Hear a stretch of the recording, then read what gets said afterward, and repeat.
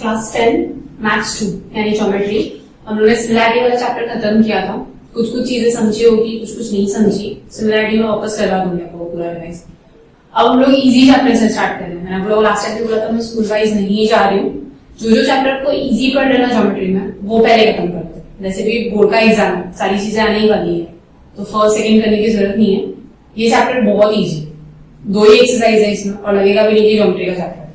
3 chapter ऐसे है ना जो बिल्कुल नहीं लगता कि ज्योमेट्री का चैप्टर, ना कोई थ्योरम है, ना कुछ ज्यादा उसमें कुछ लिखना है, ना कुछ करना है। तो अभी हम लोग स्टार्ट कर रहे हैं ट्रिग्नोमेट्री। 9th में भी ये चैप्टर था, आधे फॉर्मूला आपको याद होंगे, आधे भी देखते हैं। फर्स्ट हम स्टार्ट करेंगे प्रैक्टिस सेट 6.2 से। 6 समय 3 आज करवा रहे हो, 3 नेक्स्ट लेक्चर में 6.2 खत्म हो जाएगा। अब 6.2 स्टार्ट करने से पहले आपको कुछ चीजों को जानना जरूरी है। फर्स्ट है, अगर ये है लाइन ऑफ विजन, सपोज कोई इंसान यहाँ पर खड़ा है, इसको बोलते हैं हॉरिजॉन्टल लाइन, ये खड़ा है यहाँ पर। अगर वो ऊपर देख रहा है, जैसे मैं यहाँ पर खड़ी हूँ ऊपर देख रही हूँ, तो मेरा लाइन ऑफ विजन ऊपर, इसको क्या बोलेंगे, मेरा बन रहा है एंगल ऑफ एलिवेशन। मैं यहाँ खड़ी हूँ और ऐसे वहां तक देख रही हूँ, तो सपोज 45 डिग्री का एंगल बन रहा है, इसको बोलते हैं एंगल ऑफ एलिवेशन। अगर वो ऊपर देख रहा है, उसके लाइन ऑफ विजन क्या है, ऊपर साइड। मैं सेम यहीं पर खड़ी, मैं नीचे देख रही हूँ, लाइन ऑफ डिप्रेशन। तो यहाँ पर भी क्या करेगा, ये हॉरिजॉन्टल लाइन है, हॉरिजॉन्टल लाइन हमेशा स्ट्रेट ही रहती है क्योंकि हम जमीन पे ही खड़े रहते हैं, हम कहीं तो खड़े रहते हैं, तो हॉरिजॉन्टल लाइन ही होती है। तो हम जहाँ खड़े हैं उसको बोलते हैं हॉरिजॉन्टल लाइन। अगर हम ऊपर देख रहे हैं तो उसको बोलेंगे एंगल ऑफ एलिवेशन, और हमारा लाइन ऑफ विजन कहाँ जाएगा, ऊपर साइड जाएगा। यहाँ पे कोई इंसान खड़ा है, सपोज ये एक कोई इंसान ये यहाँ खड़ा है, ऊपर देख रहा है, आसमान में देख रहा है किसी चिड़िया वगैरह। फिर वापस ये एक इंसान है, ये नीचे देख रहा है, तो उसका लाइन ऑफ विजन क्या है, नीचे। तो ये क्या बन रहा है, एंगल ऑफ डिप्रेशन। ये दोनों बड़ा अच्छे से याद रखना, क्योंकि आपको सब में डायरेक्टली बोला रहता है। वो कभी कभार बोलेंगे कि ऊपर देख रहा है, नीचे देख रहा है, कभी बोलेंगे कि एंगल ऑफ एलिवेशन बन रहा है, एंगल ऑफ डिप्रेशन बन रहा है। तो एंगल ऑफ एलिवेशन मतलब वो ऊपर देख रहा है और एंगल ऑफ डिप्रेशन मतलब वो नीचे देख रहा है। ये चैप्टर स्टार्ट करते रहे, ये सब लिख के ले लेना। एंगल ऑफ एलिवेशन ऊपर, डिप्रेशन नीचे। उसके फॉर्मूला तो मैं आपको लास्ट लेक्चर में भी लिखाए थे, जैसे एक बार याद कैसे करना है। सिर्फ साइन थीटा का फॉर्मूला याद रखो। 3 चीजें होती है, ऑपोजिट, एडजेसेंट, हाइपोटेन्यूज। ये होता है आपका ट्रायंगल, और 90 डिग्री होना कंपलसरी है ट्रिगो के, तो ये आ गया आपका 90 डिग्री। अब 90 डिग्री के सामने जो लाइन है, तो ये ट्रायंगल है ABC, 90 डिग्री के सामने वाली लाइन को बोलते हैं हाइपोटेन्यूज। और मुझे इन दोनों में से किसी को भी निकालना हो सकता है, साइन थीटा दोनों में से कोई भी हो सकता है। सपोज अगर ये है थीटा, इसका ये क्या हो जाएगा, ऑपोजिट। थीटा के सामने वाली जो लाइन है वो ऑपोजिट, और ये जो बची हुई लाइन है वो हो जाती है एडजेसेंट। अब एडजेसेंट और ऑपोजिट तो A और C के हिसाब से चेंज हो जाते हैं। हाइपोटेन्यूज हमेशा AC ही रहेगा। अगर सपोज मैंने C की जगह पर यहाँ पर मैंने शिफ्ट कर दिया कि मेरे को A चाहिए, अभी मैं क्वेश्चन क्या आगे तक समझेगा वो फॉर्मूला कैसे यूज हो रहा है। तो A के लिए ये हो जाएगा ऑपोजिट और ये लाइन हो जाएगी एडजेसेंट। तो एडजेसेंट और ऑपोजिट हम कौन सा एंगल ले रहे हैं ना उसके अकॉर्डिंगली चेंज हो रहा है। अगर मैं A ले रही हूँ, A को छोड़ दो, उसके अलावा क्या बचा, BC, वो हो गया उसका ऑपोजिट। कभी भी याद रखना कि ऑपोजिट लाइन में जो एंगल है ना वो वाला अल्फाबेट नहीं है।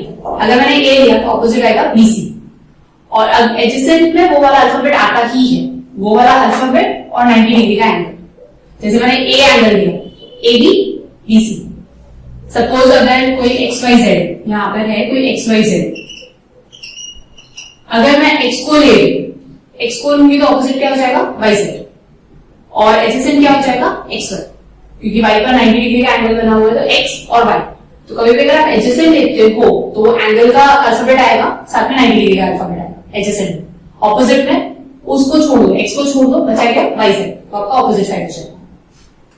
तो अभी फॉर्मूला में याद क्या रखना है, सिर्फ sine theta, opposite upon hypotenuse. अब कॉस थीटा क्या हो जाएगा, ऑपोजिट हटा दो, एडजेसेंट अपॉन हाइपोटेन्यूज। फिर टैन थीटा होता है sine theta upon cos theta, hypotenuse हट गया, ऑपोजिट अपॉन एडजेसेंट। हमने ऐसे याद किया था ओपो अपॉन हाइपो, तो साइन थीटा क्या हो जाएगा, ऑपोजिट ऑफ एंगल थीटा। पूरा लिखना है, मैंने यहाँ पे सिर्फ शॉर्ट में लिखा है क्योंकि मैंने पिछली बार फॉर्मूला लिखाया था आप लोगों को। तो sine theta equals to opposite side of an angle theta. अगर यहाँ पर साइड थीटा है, opposite side AB upon AC, opposite side of an angle theta upon hypotenuse. Hypotenuse कभी भी चेंज नहीं होता है, हाइपोटेन्यूज हमेशा 90 के सामने वाला ही रहेगा। Sine theta opposite upon hypotenuse. cos theta adjacent upon hypotenuse, फिर tan थीटा हाइपोटेनस हाइपोटेनस हटा दो, opposite upon adjacent. Last lecture में बताया था कि sin थीटा का उल्टा होता है cosec थीटा, तो अगर आपको sin थीटा याद है इसको उल्टा कर दो, हाइपोटेनस अपॉन ऑपोजिट हो जाएगा cosec थीटा। s है c है s, cos थीटा का ऑपोजिट कौन होता है sec theta, hypotenuse upon adjacent. tan theta का ऑपोजिट होता है cot थीटा, tan थीटा उल्टा कर दो एडजेसेंट अपॉन ऑपोजिट। तो यहाँ तक के तीन फॉर्मूला आपने 10th में 9th में किए रहेंगे, बस उल्टा करना है। sin थीटा का उल्टा क्या होगा cosec थीटा, cos थीटा का उल्टा क्या होगा sec थीटा, और tan थीटा का उल्टा क्या होगा cot थीटा। ये तीन फॉर्मूला याद करो और उसका उल्टा कर दो यहाँ पे। फिर आते हैं ये टेबल भी याद किया हुआ है 9th में, आप लोगों ने तीन तक याद किया था, sin theta cos theta tan theta, और फिर उसके आगे का याद करेंगे। इस टेबल को मैंने याद करवाया था 9th वालों को, सिर्फ आपको ये sin थीटा याद रखना है।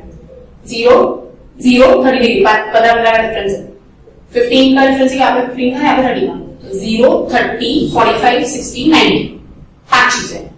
फिर इसको याद कैसे रखना है, 0 हाफ 1 अपॉन √2 √3 अपॉन 2 1, ये sin थीटा का फर्स्ट ऑर्डर याद रखना ही पड़ेगा। उसके बाद हम टेबल कैसे फॉर्म कर सकते हैं, यहां से शुरू करो वापस 1, ये उल्टे से 1, फिर क्या है √3 अपॉन 2, फिर 1 अपॉन √2, फिर हाफ और फिर 0।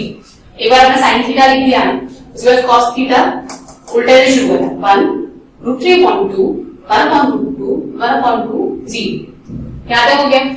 अब tan थीटा क्या होता है sin theta upon cos theta, तो sin अपॉन cos 0 अपॉन 1 क्या होगा 0, हाफ अपॉन √3 अपॉन 2 2 कटा बचा यहाँ पे 1 अपॉन 2 3, ये नीचे नीचे क्या कर देगा, क्योंकि अपॉन में होता तो मल्टीप्लिकेशन हो जाता ना, जैसे अगर आपका हाफ अपॉन √3/2 है तो इसको हम कैसे लिखते हैं हाफ अपॉन 2 अपॉन √3, तो ये कटा 1 अपॉन √3, √2 अपॉन √2 कट 1 बचता है, 2 कट √3 बचता है, 1 upon 0 not defined not applicable, anything divided by 0 कुछ भी नहीं होता, वो बहुत बड़ा नंबर आ जाता है, इसलिए हम उसको लिखते हैं नॉट एप्लीकेबल। यहाँ तक समझा। उसके बाद आया cosec, cosec किसका उल्टा है sin का, तो हम लोग cosec को क्या लिख सकते हैं sin theta 1 upon sin theta, तो यहाँ पे लिखना है 1 अपॉन 0 और एनीथिंग डिवाइडेड बाय 0 क्या हो जाएगा नॉट एप्लीकेबल, तो यहाँ पे लिखना not defined 1 upon 0 not defined. अभी ये क्या हो जाएगा उल्टा उल्टा करने से, cosec उल्टा होता है ना sin का, तो 2 को ऊपर ले लो, यहाँ पर 2 को ऊपर ले लो, यहाँ पर 2 को ऊपर ले लो, 2 को नीचे कर लो, यहाँ पे क्या हो जाएगा 1 अपॉन 1 फिर से किसका उल्टा है cos का, तो 1 अपॉन 1 हो गया, इसको उल्टा करो 2 इसको उल्टा करेंगे तो 2, इसको उल्टा करेंगे तो 2, इसको उल्टा करेंगे 0 अपॉन 1 हो जाएगा, सॉरी 1 अपॉन 0 होगा, तो ये क्या हो जाएगा नॉट डिफाइंड। cot किसका उल्टा है tan का, तो 0 upon 0 not defined, 1 upon 0 not defined, ये √3 पर चला जाएगा 1 अपॉन √3 और ये हो जाएगा आपका c। एक बार वापस बता रही हूँ किस तरह से टेबल याद रखना है। sin थीटा का सिर्फ आपको याद रखना पड़ेगा 0 हाफ 1 अपॉन √2 √3 अपॉन 2 1, लास्ट का फर्स्ट का तो याद रहता है, 0 का 0 90 का 1, इसकी तीन चीजें याद रखें। उसके बाद cos बनाने के लिए यहां से शुरू करें 1 लिखते जाना है, पीछे से शुरू करना है और cos का कॉलम पूरा भर देना है।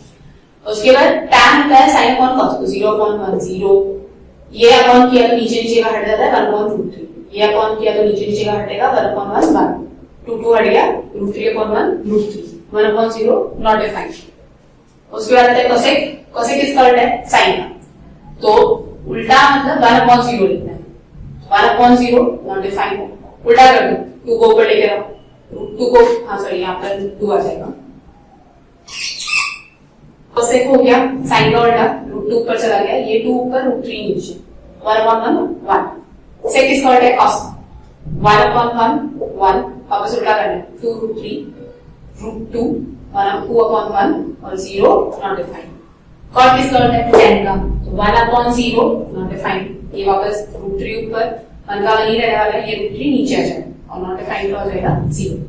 टेबल अच्छे से याद रखना क्योंकि पूरे 6.2 में टेबल बहुत इंपॉर्टेंट, टेबल फॉर्मूला और वो एंगल ऑफ एलिवेशन कौन सा, एंगल ऑफ विजन कौन सा जा रहा है, लाइन ऑफ विजन कहां पे जा रहा है, ऊपर या नीचे, ऊपर गया तो एंगल ऑफ एलिवेशन, नीचे गया तो एंगल ऑफ डिप्रेशन। अभी हम स्टार्ट करते हैं सम। आज मैं आपको कराने वाली हूँ सम 1, 3 एंड 4। सेकेंड क्वेश्चन ना थोड़ा सा डाउटफुल है, तो मैं नेक्स्ट लेक्चर में एक्सप्लेन करूंगी। अभी स्टार्ट करते हैं प्रैक्टिस सेट 6.2 का फर्स्ट क्वेश्चन। क्वेश्चन बहुत ध्यान से पढ़ना, सिर्फ आपको फिगर ड्रॉ करना आना चाहिए, उसके बाद आंसर वैसे ही मिल जाएगा। टेबल मैंने एक बार फॉर्म करके रखा है, क्योंकि टेबल में बहुत सारे लोगों को याद नहीं होगा। जब भी एग्जाम में ट्रिगो से रिलेटेड ये बहुत प्रॉब्लम कंफर्म आते ही है, लास्ट पेज में ना टेबल ड्रॉ कर लेंगे छोटा सा फटाक से, क्योंकि आपको ऑन द स्पॉट याद नहीं आएगा। अगर मैं पूछूं कि 10:45 कितना है, ऐसे ही याद नहीं रहता, टेबल ड्रॉ कर लेंगे फटाफट। Question number 1, a person is standing at a distance of 80 meters from a church, looking at its top. The angle of elevation, ऊपर देख रहे हैं, is 45 degree. Find the height of the church. Suppose ये एक church, मैंने यहाँ पर एक चर्च बनाया AB। अब जो पर्सन है ना वो 80 मीटर की दूरी से देखे, यानी ये 80 मीटर की दूरी पर ये इंसान खड़ा हुआ है C। अब ये चर्च को देख रहे हैं, यहाँ पे वो इंसान खड़ा है, सपोज ये इंसान है, ठीक है, C यहाँ पर एक इंसान खड़ा हुआ है, वो A चर्च के टॉप पे देखा। Person standing at the distance of 80 metre from the church. तो ये B क्या हो गया आपका? चर्च।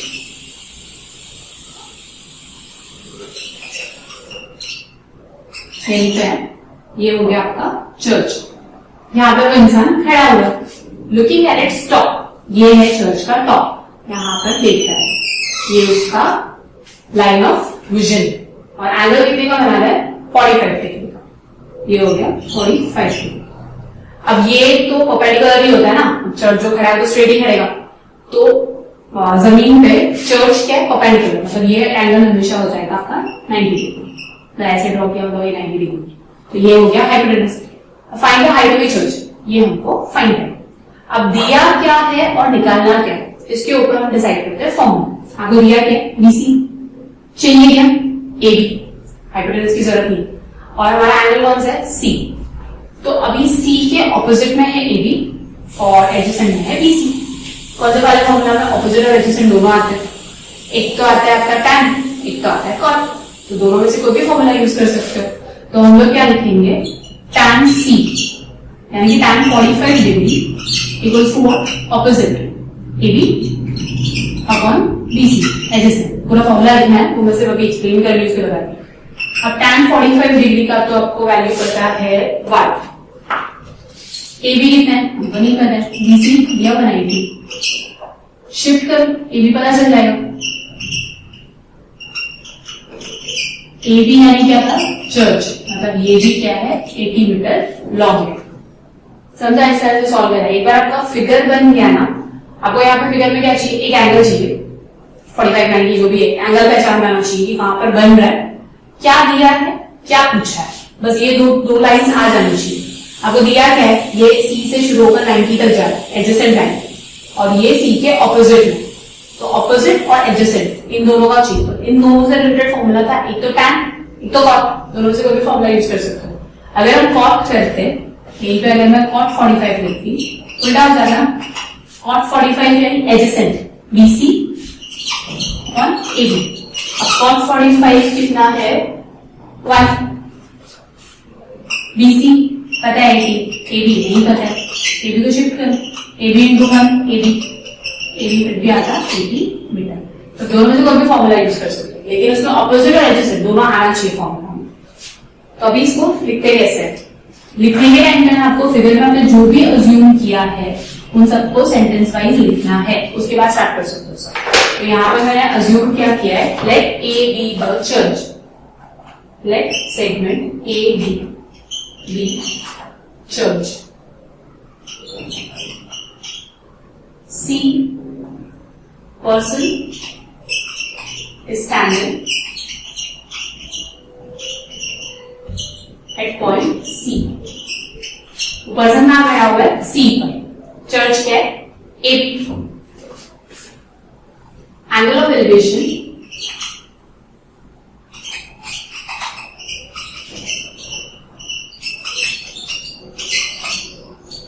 एंगल ऑफ एलिवेशन कौन सा है?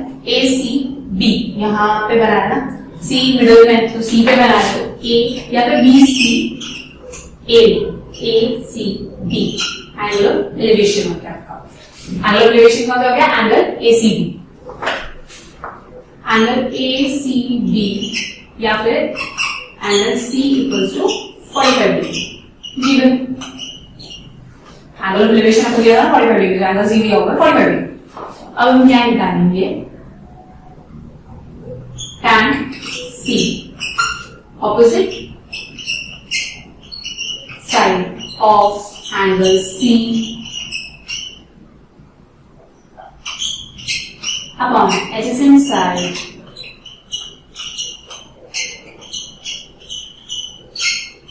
angle C। तो tan C यानी C की जगह क्या लिख सकते हैं 45, tan 45।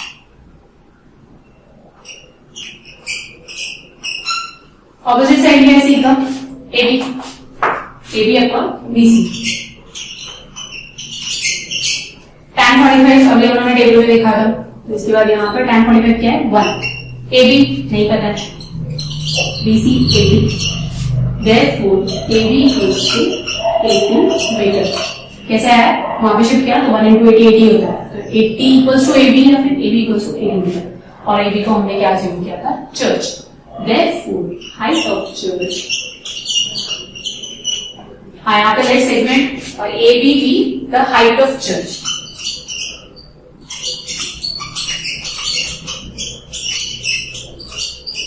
चर्च देखोगे तो कुछ आएगा, लेकिन हमको मेन क्वेश्चन में क्या पूछा हुआ हाइट, तो अभी क्या लिखना height of church equals to 80 metre. तो ये हमने निकाला कि AB कितना है 80 मीटर। अब चलते हैं क्वेश्चन नंबर 2 पे। क्वेश्चन नंबर 2 मैं आप लोगों को स्क्रीन पे शो कर रही हूँ, रीड कर लेती हूँ, आपको चाहिए तो लिख के ले लो, फिर डायरेक्टली सॉल्व करते हैं। तो आप लोगों को स्क्रीन पे दिख रहा है question number 3, 2 buildings are facing each other on a road of width 12 metre. दो बिल्डिंग है, दोनों के बीच का डिस्टेंस विड्थ यानी चौड़ाई, दोनों के बीच की बिल्डिंग का जो रोड की चौड़ाई है वो है 12 metre. From the top of the first building which is 10 metre high, the angle of elevation of the top of the second is found to be 60 degree. What is the height of the second building? तो अभी आपको पहली building पे खड़ा होना है, दूसरी building का देखना है। पहली बिल्डिंग का दिया हुआ है 10 मीटर, तो फर्स्ट हम क्या करेंगे फिगर ड्रॉ करेंगे। क्वेश्चन नंबर 3, दो बिल्डिंग है, एक दूसरे को फेस कर रही है, उसमें से एक बड़ी और एक छोटी। जो छोटी है वो है 10 मीटर और दोनों के बीच का डिस्टेंस है 12 मीटर। ये आपकी गिवन इंफॉर्मेशन। अब इस बिल्डिंग से आप देख रहे हो यहां तक, ठीक है, और यहाँ पर आपका एंगल बन रहा है 60 डिग्री। अब मैंने ये लाइन क्यों ड्रॉ की, क्योंकि यहाँ भी 10 मीटर तो ये भी 10 मीटर है, यहीं पे खड़े रह वो देख रहे हैं, तो यहाँ पर स्ट्रेट 90 डिग्री का एंगल लगा है। अब पूछा क्या हुआ है, the angle of elevation of the top of the second building, ये है आपका बिल्डिंग सेकंड और ये है बिल्डिंग फर्स्ट, और ये क्या हो गया road. What is the height of the second building? तो हमको ये फाइंड करना है, उसके साथ ऐड कर दो तो सेकंड बिल्डिंग का हाइट मिल जाएगा। अब आप एक बार ध्यान से सुन लो, हमने क्या किया, दो बिल्डिंग्स बनाई, एक बिल्डिंग छोटी 10 मीटर की और एक बिल्डिंग बड़ी।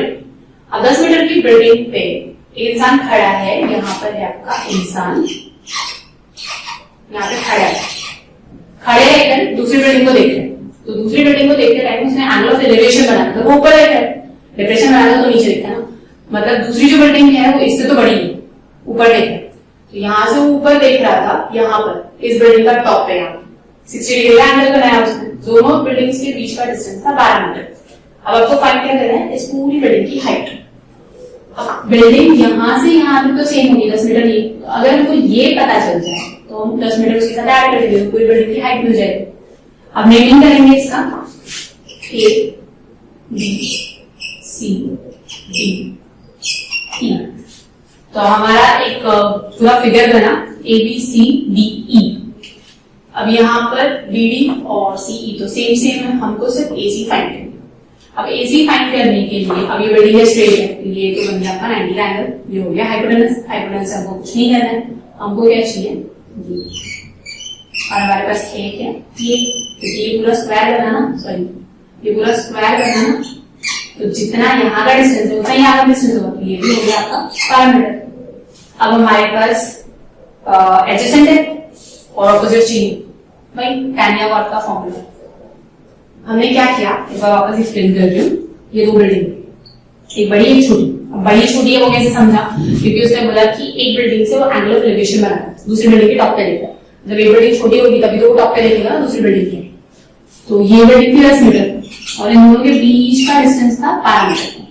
तो हमने इस बिल्डिंग को इस बिल्डिंग में सपोज एक रस्सी बांधी, स्ट्रेट रस्सी बांधी।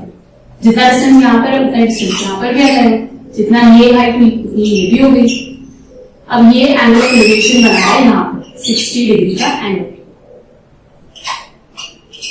हमको चाहिए ये, मतलब हमको क्या चाहिए, 60 का ऑपोजिट एडजेसेंट दिया होगा। ऑपोजिट एडजेसेंट वाला फॉर्मूला होता है tan या फिर cot का। उसके साथ आप ये 10 मीटर ऐड कर दोगे, पूरी बिल्डिंग की हाइट हो जाएगी। सबसे पहले क्या करना है, हमको स्टेटमेंट लिखना है। अभी क्वेश्चन नंबर 3 का स्टेटमेंट लिखते हैं। यहाँ पे स्क्वायर नहीं है, रेक्टेंगल है, शायद गलती से स्क्वायर हो गया है इसको। Let segment BD and AE represents two buildings। सबसे पहले हमने क्या अज्यूम किया कि BD एक बिल्डिंग है, BD एक बिल्डिंग है और AE दूसरी बिल्डिंग है। अब यहाँ पर person standing eight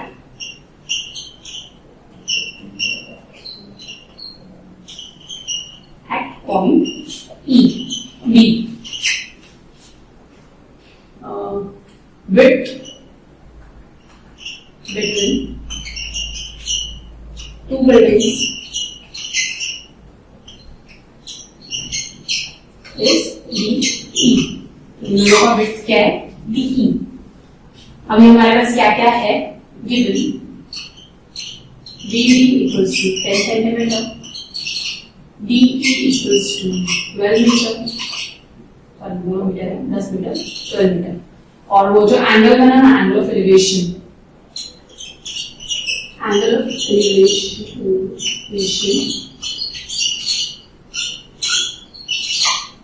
that is angle CBA equals to 60 degree। ये तीन चीजें है हमारे पास। अब ये जो है ना BCED या BDEC, ये एक रेक्टेंगल है, तो यहाँ पर लिखेंगे हम लोग क्वाड्रिलेटरल BCDE इज रेक्टेंगल, क्योंकि वो हमने खुद फॉर्म किया है। हमने BC को ज्वाइन किया तो हमारा एक रेक्टेंगल फॉर्म हुआ। Therefore BC is equals to DE which is equals to 12 metre और BD is equals to CE is equals to 10 meter। Opposite side of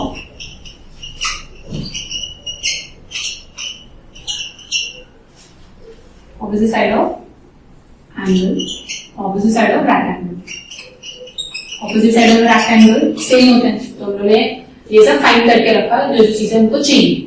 अब इन राइट एंगल ट्रायंगल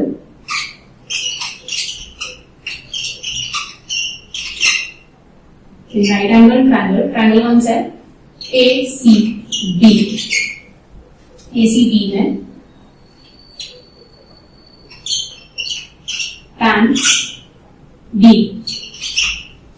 यहाँ पर हम लोग angle of elevation equals to CBA और angle BB बोलते हैं इसको 60 डिग्री। तो tan B equals to opposite side of angle B upon adjacent side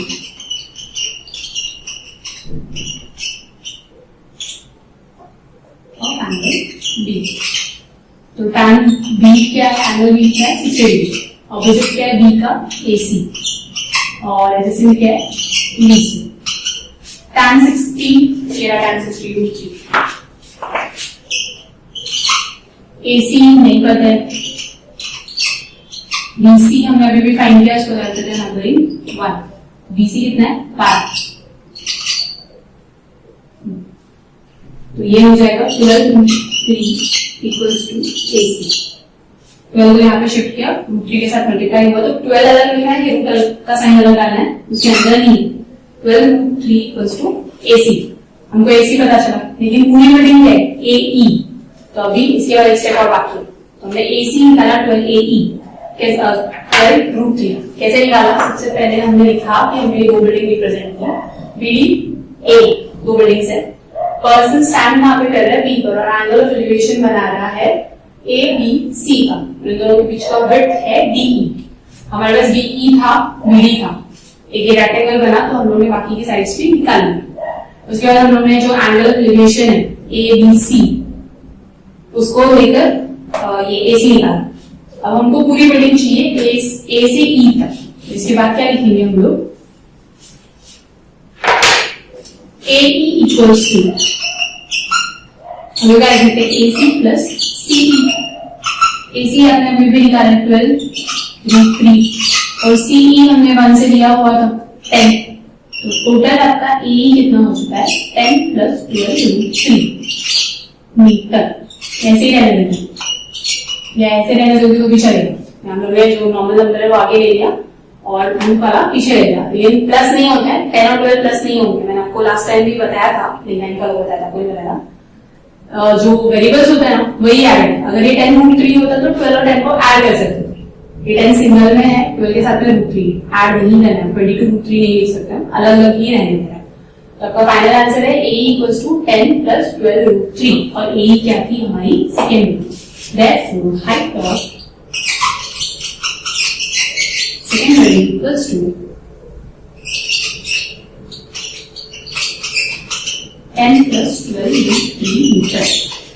और ये 12 रूट के अंदर नहीं लिखना है, अलग है, 12 पावर नहीं, 12 मल्टीप्लिकेशन। ये हो गया आपका क्वेश्चन नंबर 3। अब इसके बाद चलते हैं क्वेश्चन नंबर 4 पे। तो स्क्रीन पे आपको क्वेश्चन नंबर 4 दिख रहा होगा। Two poles of a height 8 meter and 7 meter are erected on a ground. Erected मतलब खड़े किए थे ग्राउंड में। एक पोल था 12 मीटर का, दूसरा पोल था 7 मीटर का। The length of the wire fastened at the top is 22 metre. दोनों पोल को हमने ऊपर से ज्वाइन किया तो वायर लगा 22 मीटर का। Find the angle made by the wire with the horizontal। अभी हमको एंगल क्या है ना वो फाइंड है, ठीक है। इस बात हम लोग पहले इसका फिगर देखते हैं। अब हम स्टार्ट करें क्वेश्चन नंबर 4। क्वेश्चन एक बार वापस रीड कर लेते हैं और फिगर ड्रॉ कर लेते हैं। Two poles of the height 8 metre and 7 metre are erected. तो ये दो पोल है, ये 18 मीटर का है और ये 7 मीटर और ये जमीन के ऊपर हमने इरेक्ट कर दिया। On a ground the length of the wire fastened at their top. यहां से लेकर, सपोज इसको मैंने टॉप पे लिया, यहां से लेकर एक वायर बांधा 22 metre. Find the angle made by the wire with the horizontal। horizontal मतलब ये यहाँ से और हमको फाइंड करना है ये दिया हुआ है आपको 7 मीटर, ये पूरा दिया हुआ है 18 मीटर, ये नहीं पता तो इतना आपको सब में दिया हुआ है। अभी हम इसको प्रॉपर लिख लेते हैं नेमिंग वेमिंग के साथ में।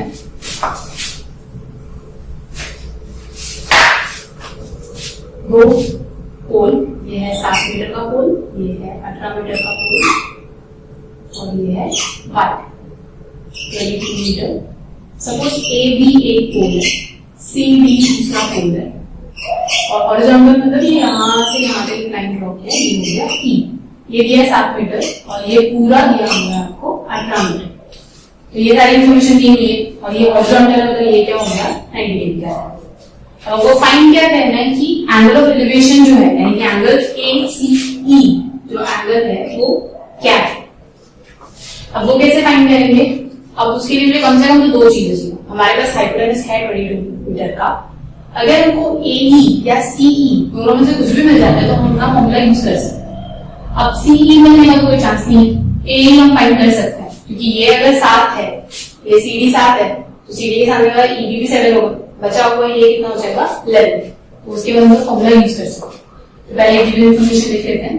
Late CD segment CD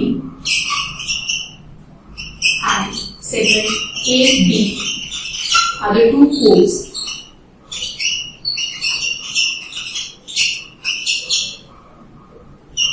segment AC represents wire,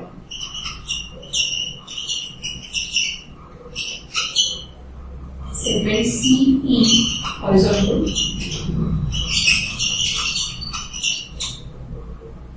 horizontal. Angle ACE is angle of elevation.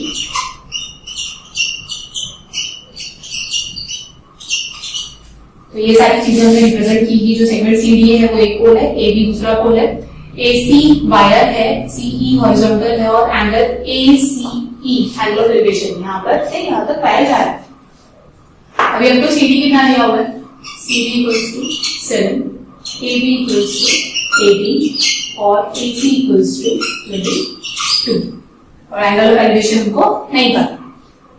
तो अब यहाँ से ये जो CEDB बना है ना, CEDB सॉरी CEDB ये क्या है? Rectangle. Therefore CD is equals to B, opposite side angle.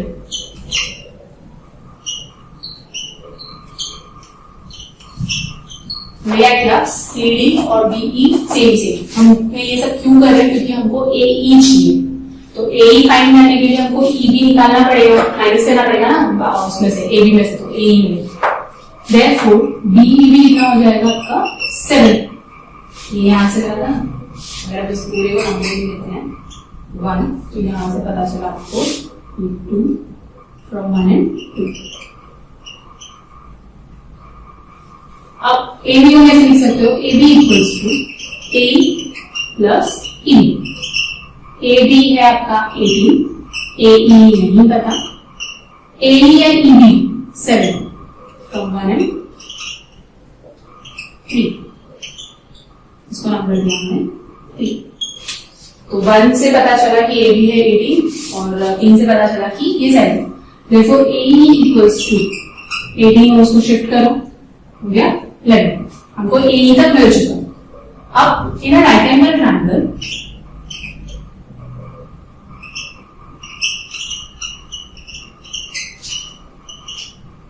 अब ये राइट एंगल ट्रायंगल क्यों बोल रहे हैं? क्योंकि CE से हमने एक हॉरिजॉन्टल लाइन ड्रॉ की है, AE पे परपेंडिकुलर है CE। तो अगर आपको राइट एंगल ट्रायंगल यहाँ पर डायरेक्ट नहीं लिखाती है, टीचर कभी कभी बोल सकती है कि CE is perpendicular on AB, इसलिए वो राइट एंगल है, वो भी राइट है, डायरेक्टली हो गया वो भी चलेगा। राइट एंगल ट्रायंगल AEC हम लोग को क्या फाइंड करना है?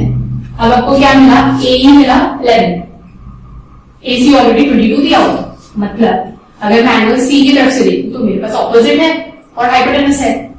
ये एंगल C का ऑपोजिट है ना 11 और हाइपोटेनस है 22। ऑपोजिट और हाइपोटेनस दोनों किस में आते हैं? साइन में। तो यहां पर हम लिख सकते हैं sine C equals to angle of elevation opposite side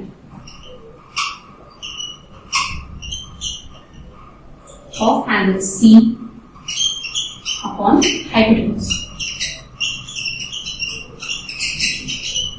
अब साइन कितना है हमको नहीं पता, ऑपोजिट साइड हमको पता है AE, हाइपोटेनस है AC, AE हमने निकाला 11, AC दिया है 22, which is equals to half. तो साइन C कितना आया? हाफ। अब पूरे टेबल में देखो साइन में हाफ कहां पर है? 30। तो इसके बाद लिखेंगे but sine 30 degree equals to half. इनमें मुझे क्या पता चला? साइन C और साइन 30 डिग्री दोनों सेम से, दोनों हाफ हाफ है। Therefore sine C equals to sine 30 degree. Therefore angle C equals to 30 degree.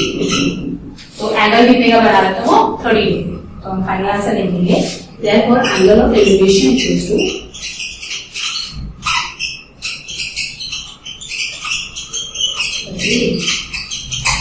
कितने का एंगल बना था? 30।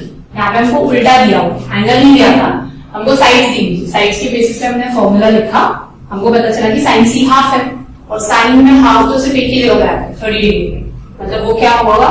Sign 30 degree.